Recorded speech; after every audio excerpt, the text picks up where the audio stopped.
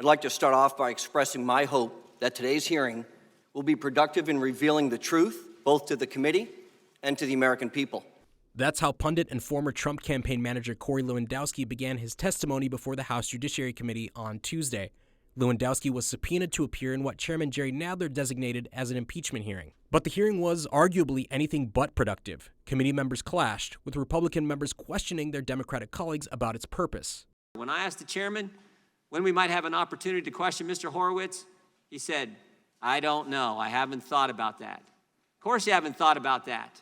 Too busy trying to impeach the president. Too busy slapping subpoenas on Corey Lewandowski.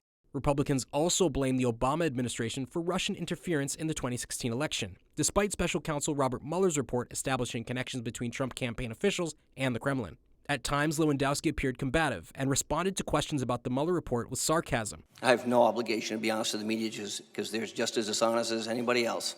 He also sidestepped questions about his involvement with the Trump administration and allegations of misconduct. Democratic lawmakers continued to press Lewandowski, and some accused him of stonewalling the hearing. So what does the president do? He calls you in to do what everyone else wouldn't do. He called you in to do his dirty work in secret because he knew it was wrong. Well, we will expose the truth. The president cannot hide behind you any longer. And you should be here to be telling the truth, Lewandowski, because the truth will set you free and the American people. But he repeatedly said the White House had instructed him to not disclose discussions with the president or his advisors to protect executive branch confidentiality.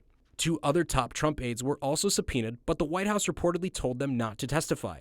Lewandowski testified last year before the House Intelligence Committee, but didn't answer questions about the Trump campaign beyond the 2016 election. Lewandowski denied that President Trump had asked him to do anything illegal, but he confirmed that the president asked him to pressure former Attorney General Jeff Sessions to limit the scope of the Russia investigation. He also took time during a recess to tweet about the launch of a website meant to help support a possible Senate run.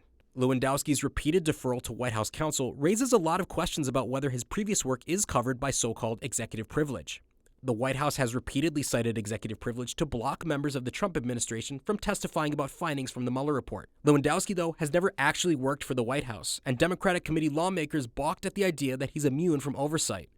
The U.S. Supreme Court has long recognized that certain communications with the president are protected by executive privilege. And while the White House can issue these kinds of directions, it cannot ensure compliance from former officials or staffers, especially if they're subpoenaed.